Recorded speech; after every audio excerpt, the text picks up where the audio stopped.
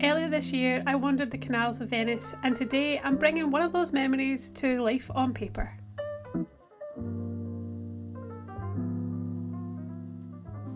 Welcome back, creative friends. Today I've got a little news to share. I'll be unboxing a new creative tool to help me finish my Venice drawing. This has been an illustration in the mix since April, so we are finally getting to complete today. I'm excited to take you along on the journey and share the story of Venice, what led to me creating this illustration. Let's have a calm, creative, cosy moment together and let's sketch a little story together. First, let's unbox the Osmo Pocket 3, which is my new upgraded camera for art vlogs, travel vlogs. I'm really excited because previous to this I've had an Osmo Pocket 1, but it's been a few years now and I'm so excited by the new features. First impressions were it was definitely kind of chunkier. I love the screen and I love that it records in 4K, which the Osmo Pocket 1 does too, but this seems to be crisper, really nice to work with and really good for taking around and travelling. Let's see how we got on and let's get into the art.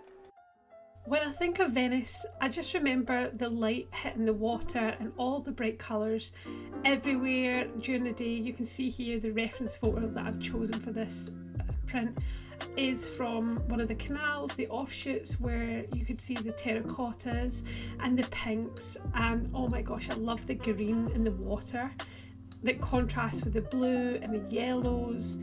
I just loved the vibrancy of this city. Everything just felt like it belonged in a painting. I knew I wanted to capture that feeling on paper. Lovely way for me to capture the memory of my Venice trip, which I went on back in April now. We were there for 4 days and we stayed about a 15-minute bus ride outside of the city and really easy to get to. So if you are thinking of going and you end up finding a deal outside of Venice, which is usually cheaper, then I highly recommend it. And the bus is really super easy and regular to get into the city. And first impressions on the first day were a little unknown. As we got to know the city, the character, the romance, it just came out and oozed just so much inspiration that made me want to capture it. And I just wanted to bottle up that feeling, that excitement of being in somewhere new and experiencing all the colours and just the different culture and the food. Oh, the food, oh my days. More on that in my travel vlogs if you're interested, over on Leanne Foley with an extra Y at the end. I'll leave a link below if you want to see the real life adventure. There was so many incredible corners of Venice to turn. It was actually fairly busy in April when we were there, but you wouldn't know it from this photo. This little stretch just really stood out to me because the colours and the textures and the quiet details that made me slow down and just take it all in. The gondola, the guys on the gondola, the people on the gondola. In fact, this is one of the first drawings where I've actually captured some people. I think most of my illustrations have been around kind of landmarks and buildings, then animals, but I haven't actually captured people, so this is one of the first in that. And I really wanted to challenge myself because I love the kind of whimsy, kind of watercolour, vibrant but sometimes pastel but sometimes kind of loose illustration style, and that is something that I think has come out more and more over the last few years, finding my feet as an artist and my style, and I'm really enjoying the process and the journey. This particular drawing probably took me over 2.5 hours from sketch to completion, which is quite a contrast from, for example, the Tiny Frame series that I've started sharing on social media where it's 5-10 minute doodle. I tend to approach these bigger pieces that I work on from just picking a spot, and I picked the pink building because that was my favourite and started from left to right, and this often did this in the evening post work. You'll see I had a break here where we then had to wait until the next morning, and I got up, I couldn't wait, and finished it at my breakfast on this particular day before work. And my iPad does need a bit of a clean, so apologies for that. Having my orange juice and my granola, and it was such a nice way to start the day, just relaxing in front of my iPad. It's quite a different experience working with the iPad to actually working with watercolour. I want to be able to offer a mix of those going forward in my shop, so stay tuned for more information on that. But this is getting towards the end of the first. I like to start with that loose artwork, as I said at the beginning, and just build up gradually. So you'll see that across all of my drawings and illustrations. Venice definitely demanded more patience from me, but it was also fun and very playful to complete. I felt so thrilled at the final outcome, which I'm just about to show you. Venice has this palette of colours, like I said, the sun faded pinks and the terracottas and the blues, almost like the city has absorbed centuries of light. And when I add colour, I'm not just painting walls, I'm trying to paint how it feels and how it felt to stand there. That's what I love about drawing places I've travelled to. It's less about copying what I saw and more about framing the memory in a way that just feels alive.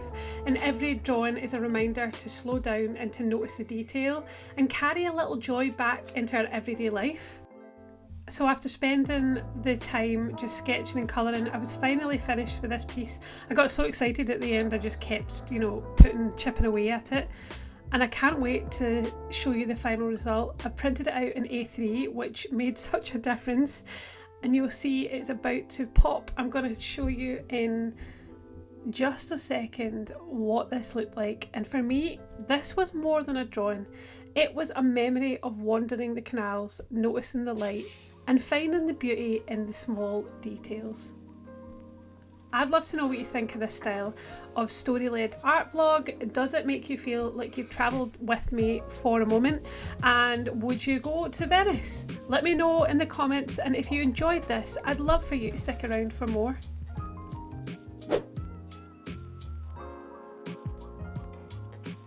I mean, how cool is this? It actually follows me. So through this vlog, it's the first vlog that I've used the Osmo Pocket 3 for any art vlogs. I have taken this to Cornwall, which will be on my travel vlog in a few weeks time. I have to say, hands down, this little tool that helps me create my art and record the process is a win for me. So I think it's time for me to finish editing this vlog, get it up and ready for heading out. Should be out in the next day. A little late in adding this little bit in because I had a delay in the middle of the week with my memory external hard drive and making sure I had space. As you can see, I'm a bit out of breath, but I think it's because I've been darting around.